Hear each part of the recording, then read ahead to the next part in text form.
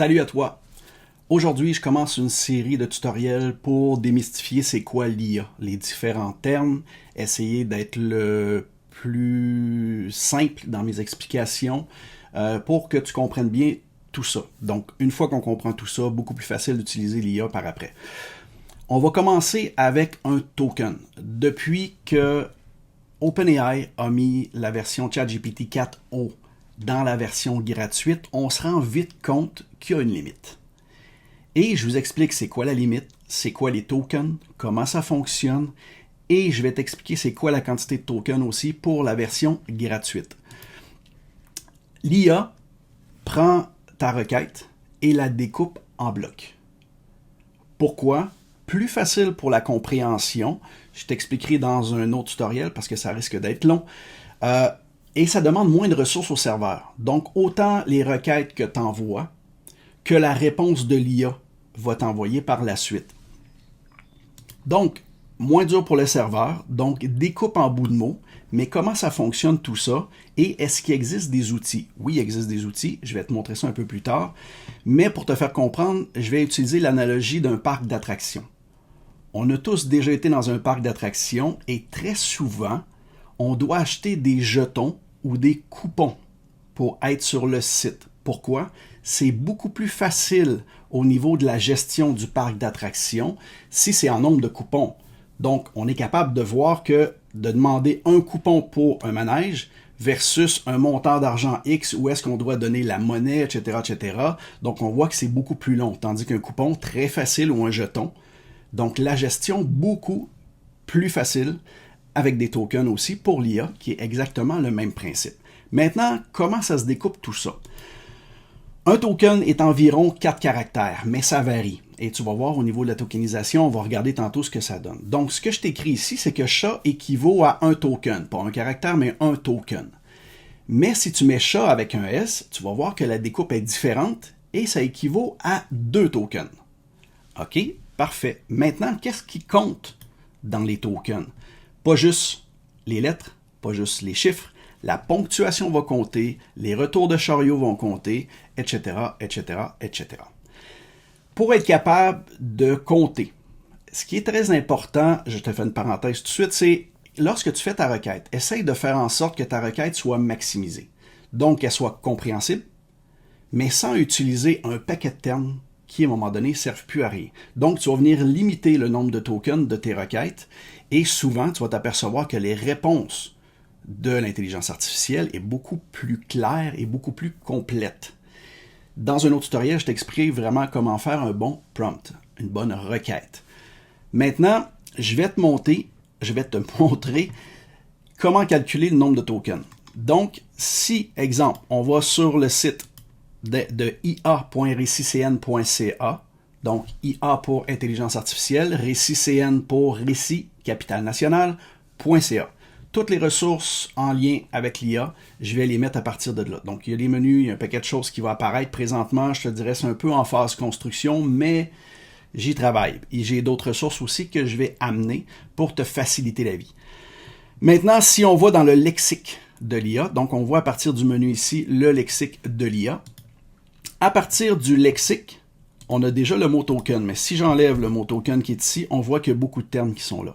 Est-ce qu'il y a juste une explication? Non. Je te montre un peu comment ça fonctionne. Si on va dans token, donc on a une courte définition, une définition un peu plus complète et on a une analogie.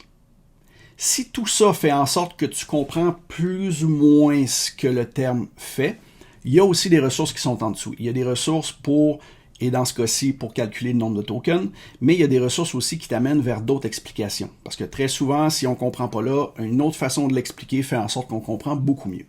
Nous, ce qu'on va venir faire, c'est qu'on va venir sur la tokenisation de ChatGPT.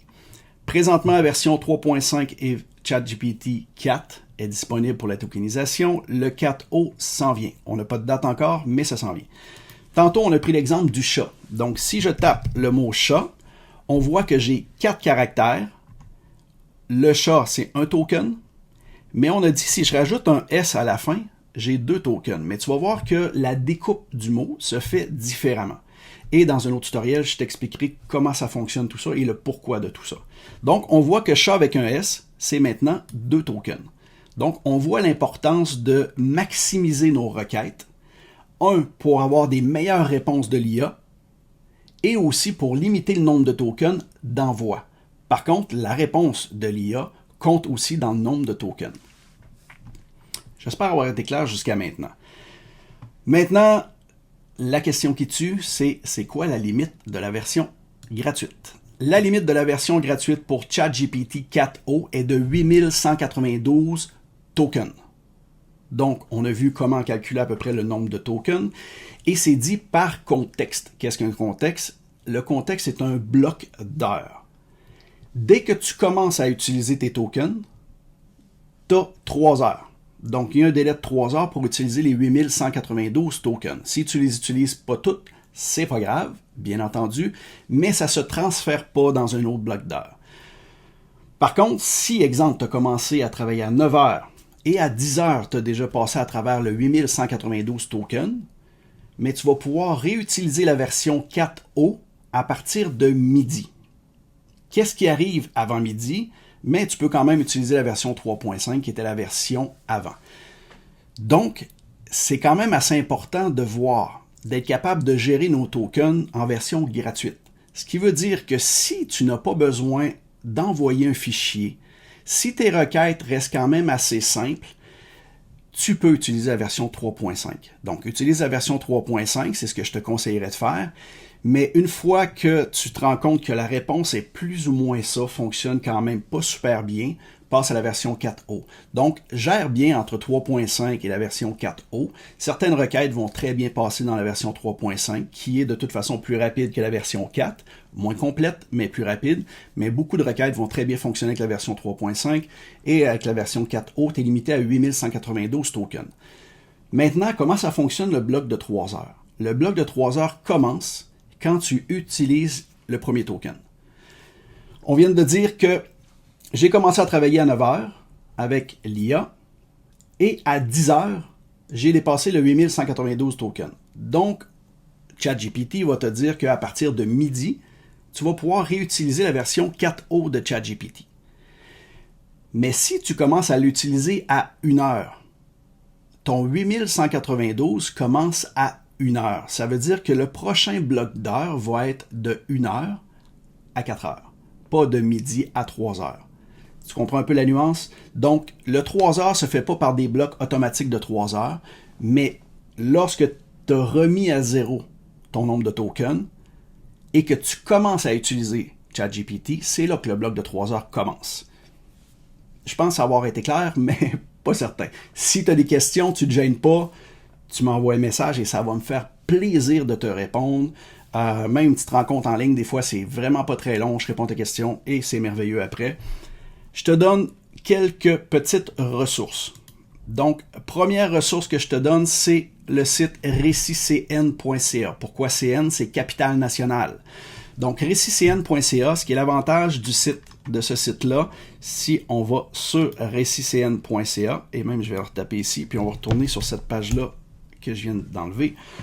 Lorsque tu es sur récitcn.ca, donc si on regarde dans le menu qu'il y a là, tu as ici nos outils en ligne et il y a plusieurs outils que tu peux utiliser, dont les fameux acronymes, qui est très utile, surtout pour moi, dans chacune des réunions. Donc, tu peux aller là, tout est donné à partir de là, mais tu as aussi accès à ia.récitcn.ca. Donc, si tu as oublié ce site-là, s'il y a un site que tu dois retenir, c'est récitcn.ca. À partir de ce site-là aussi, tu as la page « Nous contacter ». Moi, je suis en formation professionnelle, donc n'hésite pas à communiquer avec moi, peu importe. Donc, directement à partir de cette page-là, tu as vraiment toutes mes coordonnées. Deuxième site, donc, ia.récitcn.ca, donc le sous-domaine ia.intelligence artificielle. Pas obligé de retenir, comme je te dis, à partir de récitcn.ca, tous les outils sont à partir de là et les nouveaux outils vont être à partir de là aussi. Et bien entendu, tu as accès à la chaîne YouTube sur YouTube @récitcn. Donc, si tu vas sur YouTube récitcn, tu vas voir qu'il y a plusieurs vidéos qui sont disponibles à partir de là. Aussi, s'il vous plaît, tu peux envoyer des commentaires, tu peux cliquer j'aime, abonne-toi à la chaîne. Pourquoi? Parce que c'est le fun, c'est tout. C'est vraiment que pour ça. Un, ça te permet d'avoir les nouveautés en notification. Deux, moi, ce qui est le fun, c'est comme une petite tape dans le dos en me disant « Steph, on écoute tes patentes, c'est vraiment le fun, donc rajoute-en. » Et ça va me faire plaisir. Si tu as des questions aussi, gêne-toi pas dans les commentaires, parce que très souvent, si tu as la question, d'autres personnes l'ont aussi. Donc, laisse ta question dans les commentaires et on va y répondre sans aucun problème. Est-ce que c'est tout? Oui, je crois que oui. Donc, je reviens encore, n'hésite pas à m'envoyer des courriels. Aujourd'hui, pourquoi j'ai commencé avec ça, c'est que j'ai reçu des courriels des gens qui m'ont dit « Je suis limité en token, mais je sais pas c'est quoi un token. » Donc, c'est pour ça la vidéo aujourd'hui. Quand tu m'envoies un courriel et que tu me fais une demande, je priorise toujours les demandes pour les prochaines vidéos tutoriels, les prochains articles ou peu importe.